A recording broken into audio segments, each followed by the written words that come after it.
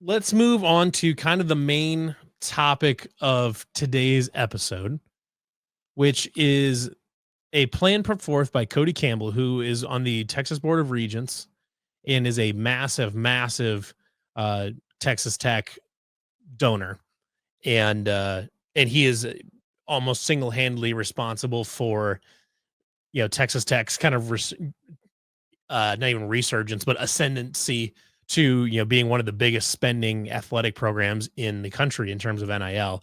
They paid millions of dollars for softball players, for track athletes, for they put together an extremely expensive football class as well, and for that reason, Texas Tech is expected to be one of the contenders for the Big 12 this year. Um, he has been he has been over to say this spring, I think, and especially at Big 12 Media Days, has been getting a lot of airtime for a plan that he has been putting out and working with apparently the president and a few other people on as far as trying to figure out what the path forward looks like for college football and for college athletics in general. Um, the 10,000 foot summary of his plan is essentially for the Power 4 schools to pool all of their television revenue, and I actually think it may be just all it's all Power 4 for sure. And then maybe depending on how it's all formatted, potentially to include the G5 as well. And I think the idea is to, if he were to get 100% his way, that the group of five would be included in this as well, is to essentially everybody pools all of their television revenue into one one bucket, and it gets redistributed around the country to help a lot of schools that are really struggling financially. And it's not just the New Mexico states and Nevadas and and UTEPs and whoever else, Utah states that are struggling financially. Um, Ohio State put up Ohio State the Ohio State posted a loss in this last fiscal year. The year that Michigan won the national title, so 2 seasons ago, last year, Michigan posted a loss. They posted a loss in a year that they won the football national title. Even big schools are struggling. Now, some have dealt with that in different ways. Um, some schools took on debt. I believe Louisville and Kentucky both took on debt. Some schools are getting help from their board of regents. I believe Tennessee, I know Tennessee for sure is getting funding from their board of regents. I think there are other programs. I'm not sure off the top of my head. I know a lot of Iowa State fans would very much like for the Iowa board of regents to chip in and help dedicate funding to these schools to help solve some of these issues.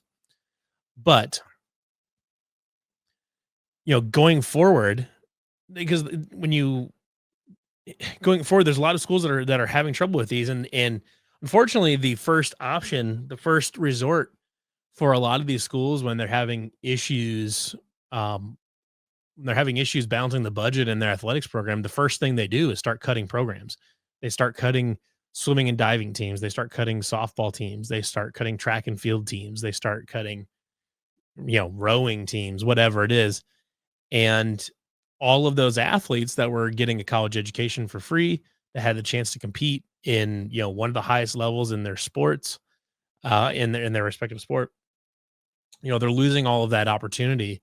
And then college athletics just starts moving in, more and more in the direction of where only football, men's basketball, and maybe women's basketball survive. But the tricky part is the way the model is right now is it's kind of just you get whatever cut of the pie you can negotiate. And then, with the new revenue distribution, they are, they're most athletics programs are giving, the majority to football and, to football, and then to men's basketball, and then to everybody else. Some schools are giving money to everyone, like Iowa State. It's still weighted based on the program, but everybody's getting something. And other schools are choosing not to. it's a difficult situation, and even just since the July 1st kicked in for revenue sharing, something like 50 programs have been cut across the country.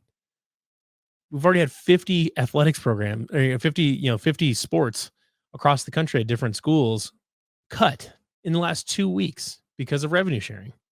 Or this summer with either anticipated revenue sharing or since revenue sharing has taken over. It's not a sustainable thing. If you want to preserve college athletics as, being what they are, as being college athletics, and not just watch them fall by the wayside and them all drop down to just being intramural sports, basically. The funding structure for these things has to change. Now, this is not to say that it is necessarily a revenue problem or only a revenue problem. There is a revenue problem in that it is very unequal for, it's very, very unequal revenue income for sports programs that their costs don't differ enough to make up for the revenue differences. And that doesn't necessarily mean that program, you know, every program necessarily deserves to make as much money as the other ones, whatever that means. Um, but what it does mean is that smaller programs still incur many of the same costs as the bigger programs, especially in terms of travel and nutrition and things like that. But they don't get they get just a fraction of the TV money as these bigger programs. And that makes it really difficult for them to compete and then to even just exist going forward. You know, how long can, the very bottom end of the G5, how long can they continue to do that? The University of Idaho not that long ago was in G5, and then they just said, screw it, we can't hang in this league. So they dropped down to the FCS. And we've seen a few FCS programs jump up recently. James Madison jumped up recently. Last year, Kennesaw State did. Then this year we've got Missouri State and Delaware. A few programs jumping up into the FBS because they think that they can compete. And they need they're ideally on a longer term basis are hoping to get increased revenue and stuff like that to be able to enrich whatever they're doing. Just not their athletic program, but enrich the entire school. Which is a point that we've talked about previously, where athletic success absolutely can drive a rise in admissions and all this, and that there's a big domino effect from all that. But it's not right now. It's not structured in a way that even the biggest schools are, breaking. They're not even breaking even. Now there are absolutely schools that are still profiting lots and lots and lots of money, but if Ohio State and Michigan can't turn a profit, that doesn't bode well for a lot of other programs. Now, where does this start is a very complicated question that has is a simple question that has a very, very complex and complicated answer. But you can at least draw a line of demarcation at COVID and say this is where things got more stressful, markedly more stressful. Even before that, there were programs that were doing better than others and some that weren't making money, whatever it is. But COVID put extra strain on everybody. Most programs ended up having to dip into cash reserves or having to take on debt or start considering private equity, as in the case of like Florida State, I think is what it was. Which that fortunately never came to fruition at least has not yet. But that's a time where you can point and say, okay, this is where budgets got more strained, and they really had to start figuring out what to do, what their long term plan was from the money side. Iowa State, fortunately, I don't believe, to my knowledge, did not take on any extra debt or didn't take on any debt to make it through COVID. They dipped into cash reserves. And then, to my knowledge, Iowa State does not have any long-term athletics debt. I'm sure they have some small stuff or whatever. But to my knowledge, like Iowa State is not in debt, the athletics program. University of Iowa is in debt. They took on debt to pay people during COVID. Obviously, so Iowa State being able to dip into cash reserves is great. Not everybody is able to do that, but even though Iowa State was able to dip into cash reserves instead of taking out loans, that's still it's still not a long-term solution to try to cover costs with this. Because now, if Iowa State wants to continue to compete at the Power Four level, which they absolutely do, and they will do everything they possibly can to make that happen. They're going to need to be at that $20.5 million mark with the revenue sharing and all that. So now there is a $20.5 million extra budget line item on their budget that they've got to cover that currently there is not enough money to cover. What does that mean for Iowa State going forward? One, the best possible solution to this for Iowa and Iowa State, Iowa State and Iowa, I should say, is for the Iowa Board of Regents to vote to direct funding to essentially fund the revenue sharing portion of this to dedicate $41 million to split between Iowa and Iowa State to cover revenue sharing. That's what should happen because they need to recognize that Iowa and Iowa State football are both major sources of tourism and revenue generation within the state. There will be people that will push back and say, "Oh my gosh, well, I can't believe we're spending it on sports and all this, whatever." Iowa and Iowa State football are massive revenue generators for the state of Iowa, way beyond just people playing the game of football. It does so much for the local communities, for the counties, for the state.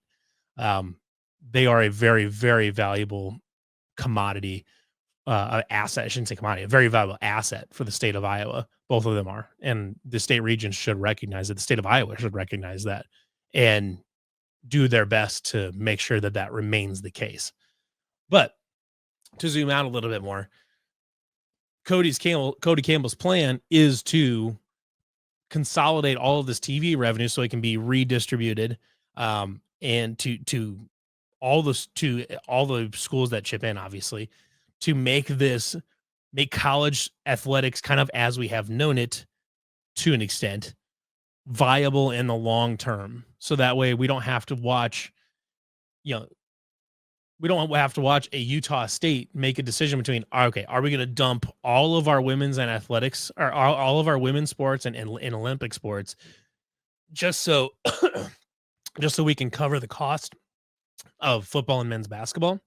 Or are we going to cut football and keep everything else? Like, are they just going to be Gonzaga where they have basketball and all their Olympic sports, but no football? You don't really want to you don't really want them to have to make that decision. That sucks. You're taking away scholarship opportunities from people that in a lot of cases can absolutely use it, and get a college education for free is massive. And in the case of football teams, you're getting a college education for free, and you're probably making pretty good money on the way there. If you're at a power four school, you're probably making pretty good money while you're doing that.